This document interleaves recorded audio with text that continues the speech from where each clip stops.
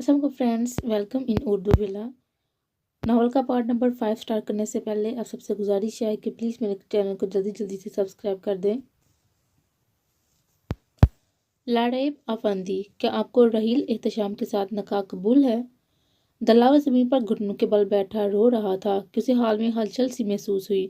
उसने यूं ही अपने आंसू से लबरेज हेजल ग्रीन आंखों को दोबारा स्टेज की तरफ उठाया। तभी मौलवी साहब को लाड़ेब के पास खड़ा पाकर उसकी रुकती हुई सांसें तेज से तेज तर होती गई और उसके कान खड़े हो गए। आंखों में उम्मीद के दीप जल उठे। वो दीवानावार भागते हुए स्टेज के करीब आया और सीने पर हाथ रखते हुए लंबी लंबी सांसें लेने लगा। नकाह कबूल है?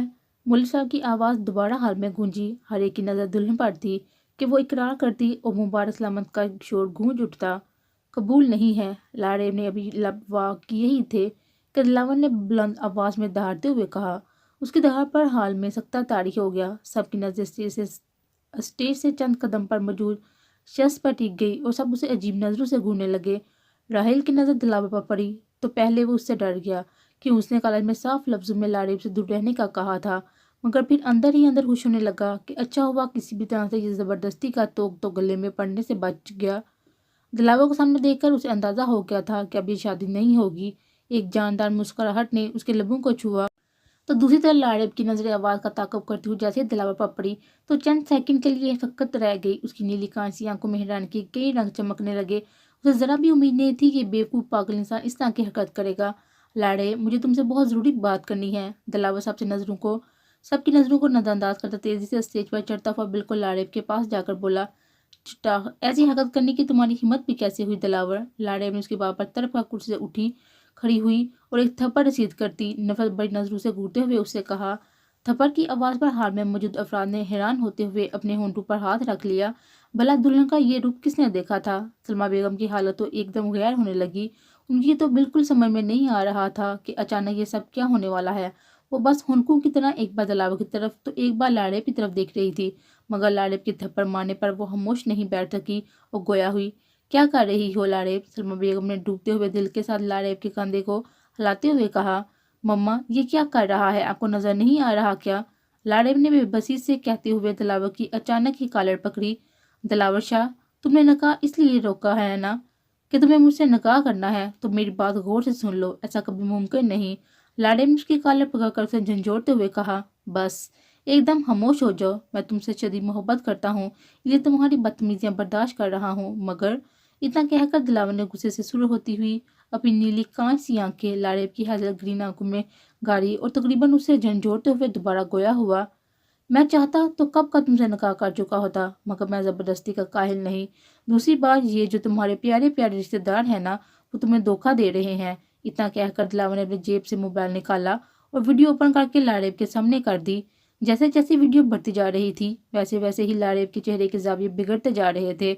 आह में वीडियो पूरी होने पर जैसे लाड़ेब के कदमों के नीचे से ज़मीन ही खिसक गई थी। वो बुत बनी साकत नजरों से राहिल की तरफ देखने लगी। सलमा बेगम ने बेटी के रद्दे अमल पर वीडियो देखा तो सख्ते में आ गए, जबकि राहिल और नजमा बेगम मशकूक नजरों से दिलावर की तरफ देखने लगे कि आखिर उसने ऐसा क्या दिखाया था कि दोनों माँ बेटी उन्हें यूं गुस्से से घूरने लगी थी। लाड़ेब के थप्पड़ मारने पर दिलावर अंदर तक हिल गया था। उसे लाड़ेब से बिल्कुल ऐसी तवक्को नहीं थी। इतनी बड़ी महफिल में सरेआम अपनी बेइज्जती पर उससे सब्र का पैमाना लबरेज हो गया था।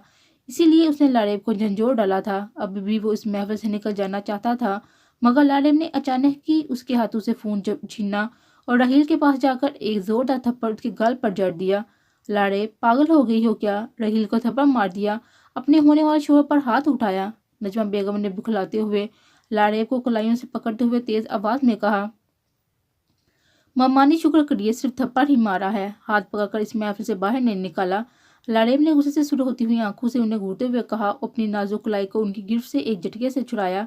अरे मोई, एक तो तेरा ये आशिक निकाह तक रोकने आ गया, ऊपर से तुम हम पर आंखें दिखा रही है।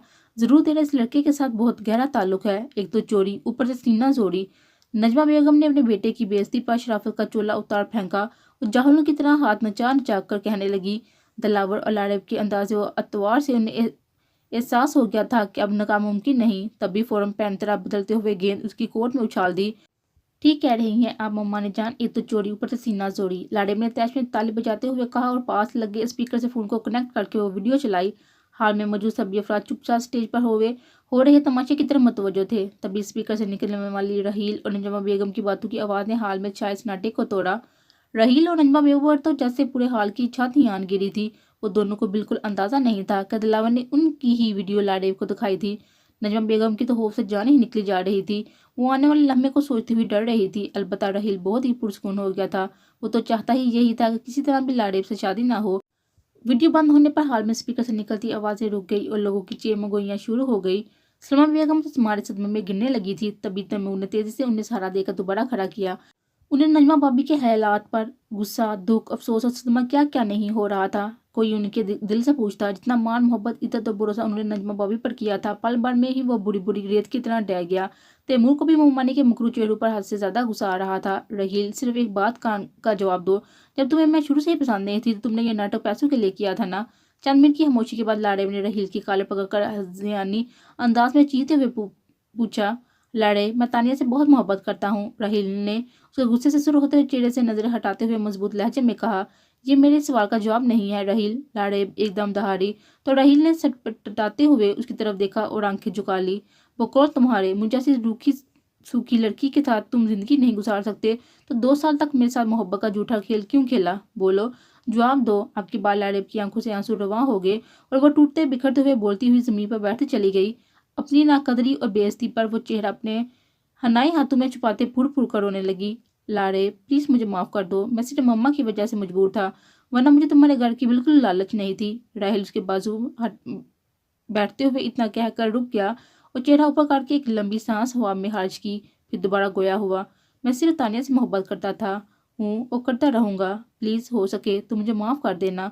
उसने लाड़ेब के कंधे पर हाथ रखते हुए धीरे से कहा और दिलावर की तरफ बढ़ गया, जो कब से खामोश तमाशाई बना खड़ा था। शुक्रिया मेरे भाई, आज तुम्हारी वजह से मुझे मेरी पूरी जिंदगी, मेरी मोहब्बत मुझे मिल जाएगी। आज तुमने 3 जिंदगियों को बर्बाद होने से बचा लिया। तुम्हारी लाड़ेब से मोहब्बत भी बिल्कुल आया है। मैं रब से दुआ करूंगा कि वो तुम्हें तुम्हारी मोहब्बत से जरूर मिला दे। कहकर रहील रुका नहीं, फौरन वहां से जाने लगा। तभी सलमा पर उनकी नजर पड़ी तो वो फौरन हाथ जोड़ता हुआ वहां से निकलता चला गया। नजमा बेगम भी खामोशी से बुखलाती हुई उसके पीछे जाने लगी, मगर पीछे से आने वाली आवाज पर उनके कदम एक पल को रुक गए। आपने ठीक नहीं किया भाभी, मेरा मान, भरोसे, सब कुछ को चकना चूर कर दिया। साथ जहाँ पर सबके सामने मेरी इज्जत का जनाजा भी निकाल दिया। अगर भाभी आप जैसी हो तो इससे अच्छा हो कि मेरी कोई भाभी ही ना हो। सलमा बेगम ने दुख भरे लहजे में कहते हुए रूह ही फेर लिया। अरे जा जा, मुझे भी तुम जैसों से रिश्तेदारी गांठने का कोई शौक नहीं, जिसकी बेटी न जाने की लफंगों के चक्करों में पड़ी रहती है। किसके आशे कभी तरी रखने पे टपक पड़ते हैं तो कभी नकार रोक देते हैं। नजमा बेगम सलमा और लाड़ेब के शदीद रद्द-ए-अमल का सोचकर जो थोड़ा डर रही थी, वो डर भी कहीं जा सोया था और अपने किए पर बिल्कुल शर्मिंदा नहीं होती। उल्टा तेज नजरों से घूरते हुए हाथ नचा कर कहा और हाल से निकलती चली गई, लाड़े, मेरा फोन दो और ऐसे रिश्तेदारों के लिए अपने कीमती आंसू मत बहाओ जिन्हें तुम्हारी कदर ही नहीं। हम मौज तमाशाई बनना। दिलावर शाह धीरे से चलता हुआ लाड़ेब के करीब आकर बोला। लाड़ेब ने रोते हुए ही फोन को थमा दिया। दिलावर लाड़ेब के बर्ताव से इस मतलब बहुत ज्यादा दुखी हुआ था, मगर लाड़ेब के खूबसूरत चेहरे को आंसू से तर देखकर उसका दिल फटने लगा और वो खामोशी से फोन लिए जानने को पलटा। दिलावर बेटा, हम तुम्हारे शुक्रगुजार हैं कि तुमने हमें इतने बड़े धोखे से बचा लिया, वरना हमारे अपनों ने हमें कहीं का नहीं छोड़ा। सलमा बेगम ने उसके सर पर हाथ फेरते हुए रोते हुए कहा। सदमे से उनकी हालत ऐसी हो गई थी जैसे कि वो पल भर में ही बुरी नजर आने लगी थी। आंटी प्लीज चुप हो जाएं, शुक्र तो सिर्फ आप अदा कर रही हैं, वरना कोई कोई शख्स तो ऐसे होते हैं जिन्हें बस यही लगता है कि मैं सिर्फ अपने मकसद और जिद की वजह से उनकी बेइज्जती करने पर तुला रहता हूँ। दिलावर ने उसके आंसू पोंछते हुए कहा। तुमसे से ही था, मगर नजरें मुसलसल लाड़े पर जमी हुई थी। तैमूर, अब मैं चलता हूँ, तुम अपना और घर वालों का ख्याल रखना। दिलावर ने तैमूर से मुसाफा करते हुए कहा और एक आखिरी नजर लाड़ेब के रोते हुए जूत पर डालते हुए वहां से निकलता चला गया।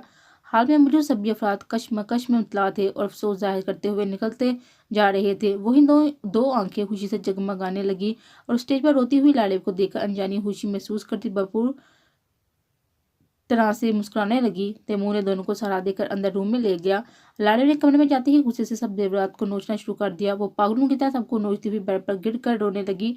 तभी उसके अंदर से आवाज आई, लाड़ेब, तुम कब से इतनी कमजोर हो गई हो कि ऐसे बेगैर रिश्तेदारों की बेगैरती पर रोने बैठ गई हो? तुम उन लोगों के लिए बिल्कुल नहीं रोगी। अपने दिल की आवाज को सुनती हुई लाड़ेब एक झटके से उठकर आईने के सामने खड़ी होकर उससे मुखातब हुई। آج سے ان لوگوں سے میرا کوئی رشتہ نہیں اور نہ ہی مجھے رونا ہے۔ یہ سوچ کر اس نے اپنے اجڑے ہوئے روپ پر نظر ڈالی اور واش روم میں جا کر اچھی طرح سے نہانے لگی۔ نہا کر آرام دہ کپڑے پہنتی وہ باہر آئی اور خود کو نارمل کرتی ہوئی مما کے کمرے میں چلی گئی۔ دلاور چاند نے 2 روز تک تو لائرا کی طرف پلٹ کر نہیں دیکھا۔ اس مرتبہ اس کی عزت نفس پر کافی ضربیں پڑی تھی اور وہ اپنی ناراضگی کا اظہار کرتا خاموش بیٹھا تھا، اس بات سے انجان کہ اس کی خاموشی اسے بہت مہنگی پڑنے والی تھی۔ لاڑے بیٹا، تمہارے لیے تیمور کے باس کا رشتہ آیا ہوا ہے۔ لاڑے جب ڈانس کلاس سے واپس لوٹی اور فریش ہو کر موبائل ہاتھ میں لیے صوفے پر بیٹھ گئی تو سلمان بیگم نے اسے یاسر کے رشتے کی اطلاع دے ڈالی۔ اچھا؟ لاڑیب نے موبائل میں ہی دیکھتے ہوئے لاپرواہی سے جواب دیا۔ میں نے انہیں تمہاری شادی کے نام پر ہونے والے دھوکے کے بارے میں بتا دیا، پھر بھی وہ تم سے شادی کے خواہش مند ہیں، کہہ رہے تھے شاید تمہیں تیمور کے ساتھ دیکھا تھا اور تبھی رشتہ بھیجنے کے بارے میں سوچا بھی تھا، مگر تمہیں منگنی شدہ جان کر خاموش ہو گئے تھے۔ جیسے ہی تیمور نے انہیں بتایا کہ تمہاری شادی نہیں ہو پائی تو وہ فوراً سے بیشتر یہاں چلے آئے۔ اب کل تم تیار رہنا، وہ لوگ تمہاری موجودگی میں آنا چاہتے ہیں۔ آپ کو کیسے لگے وہ لوگ؟ لاڑیب نے اپنی آنکھیں ٹپاتے ہوئے پوچھا۔ اچھے لوگ تھے، تیمور بھی بہت تعریف کرتا ہے اپنے باس کی، سلما بیگم نے اطمینان سے جواب دیا۔ ٹھیک ہے، کل آنے دو، جب آپ کو ٹھیک لگے تو میں بھی مل لیتی ہوں، لاڑیب نے نارمل لہجے میں کہا۔ لاڑے بیٹا، تم ان لوگوں سے ملنے سے پہلے دلاور سے رشتے کے بارے میں کیوں نہیں سوچتی؟ سلما بیگم نے بہت ہی دھیرے سے اپنے دل میں دبی بات کو آخر زبان پر لے ہی آئی۔ مما پلیز، ابھی راہیل نے دھوکہ دیا ہے، میں فوراً اس ضدی بیوقوف سے انسان سے شادی کر لوں۔ مانا کہ اس نے راہیل کی سچائی سے ہمیں آگاہ کیا، مگر اسے مجھ سے محبت نہیں ہے مما، اسے مجھ سے شادی کرنے کی بس ضد ہے، جس کا اظہار وہ کھلے عام کر بھی چکا ہے۔ مما، میں چاہتی ہوں ایسے شخص سے شادی کروں جسے میری دولت رتبے سے کوئی سروکار نہیں ہو اور اس کا چھوٹا سا ہی گھر ہو تو بھی چلے گا، مگر میری عزت کرے اور مجھے خوش رکھے، میرے نہرے اٹھائے، یہ نہیں کہ مجھے ضد ہی بنا لے۔ مما، میں نے خود سے وعدہ کیا ہے کہ مجھے بھی ضد ہے کہ کسی سے بھی شادی کر لوں گی، مگر دلاور شاہ سے نہیں، اس لیے آپ ان لوگوں کو بلا کر آپ کو بہتر لگے تو بات پکی کر دیں۔ میں بھی اب اپنا خوبصورت گھر چاہتی ہوں، صرف اور صرف خوش رہنا چاہتی ہوں۔ اب تیمور بھی کمانے لگا ہے تو آپ کی طرف سے بھی میں مکمل طور پر مطمئن ہوں۔ مما، اب میں تھک چکی ہوں، چاہتی ہوں کہ کوئی ہمدم میرا سہارا بنے، نہ کہ وہ مجھے تانے دے اور نہ ہی ضد بنا کے مجھے نیچا دکھائے، لاڑیب نے نم آنکھوں سے کھوئے انداز میں کہا۔ ٹھیک ہے بیٹا، سلما بیگم نے اپنے دل پر اٹھتی خواہش کا گلا گھونٹا اور یاسر کو فون لگانے لگی۔ داد جان، میں بالکل ٹھیک ہوں، آپ میری فکر نہ کریں، دلاور شاہ صوفے پر لیٹا فون پر موہے گفتگو تھا۔ ٹھیک ہے داد جان، کل آپ کو اپنی شکل دکھانے پنڈ آ جاؤں گا، دلاور نے ہنستے ہوئے کہا۔ وہ فون بند کر دیا۔ داد جان اس کو دیکھنا چاہتی تھی، اس لیے وہ انہیں سرپرائز دینے کو اس نے آج ہی پنڈ جانے کا پروگرام بنا ڈالا۔ تبھی لاڑیب کا روتا ہوا وجود کے نظروں کے سامنے لہرا گیا۔ نو نیور، ابھی کچھ دن اسے سنبھلنے کے لیے بغیر ڈسٹرب کرے اسے اس کے حال پر چھوڑ دینا چاہیے، کچھ دن گزر جائیں تب رشتے کے لیے بات کرنا چاہیے۔ وہ خود سے موہے گفتگو تھا، وہ لاڑیب کی طرف سے پہلی ہی مرتبہ لاپرواہ بھی ہوا تھا۔ اس نے اپنی عزت پر لگی ٹھیس کی خاطر پوری طرح سے اس کی جانب سے لاپرواہی برتی تھی، اس بات سے بے خبر کہ اس کی یہ لاپرواہی کتنی مہنگی پڑنے والی تھی۔ یاسر اس کے گھر والے لاڑیب کو پسند کر کے گئے تھے، لاڑیب کو بھی اسمار سا یاسر برا نہیں لگا تھا۔ لاڑیب نے یاسر کی آنکھوں میں اپنے لیے احترام کے ساتھ ساتھ محبت کے کئی رنگ بھی دیکھ لیے تھے اور شرماتے ہوئے شادی کے لیے حامی بھر دی تھی۔ اتوار کا دن تھا اور آج یاسر اسے شادی کی شاپنگ کروانے لے جانے والا تھا۔ یاسر نے اسے اپنی آفس میں بلا لیا تھا، وہ تیار ہوتی یاسر کے آفس جا پہنچی۔ ہیلو یاسر، میں زیادہ لیٹ تو نہیں ہوئی؟ لاڑیب نے کمرے میں قدم رکھا تو یاسر کی پشت اس کی طرف تھی، تبھی وہ نارمل لہجے میں کہتی ہوئی اس کے سامنے کی طرف آئی، مگر مقابل پر نظر پڑتے ہی اس کے چہرے کا رنگ بنگ سے اڑ گیا۔ تم؟ لاڑیب نے اپنے خشک ہوتے ہوئے ہونٹوں پر زبان پھیرتے ہوئے بس اتنا ہی کہا۔